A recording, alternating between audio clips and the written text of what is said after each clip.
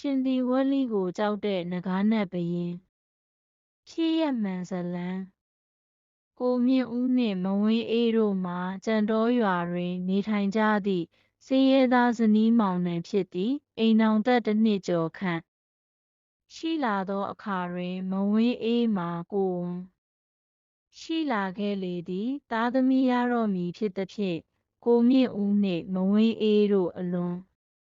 ပျော်ရွှင်နေကြ၏ထိုသို့ဖြင့်9 လကျော်၍10 လပြည့်မြောက်ပြီးတစ်ညတွင်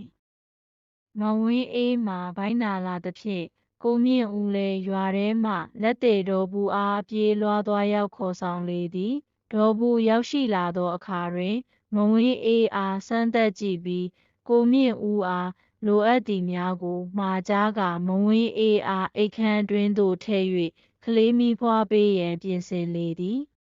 အိမ်နီးနားချင်းများကလည်းမဝင်းအေးဗိုက်နာသည်ဟုသိရသဖြင့်ရောက်ရှိလာပြီး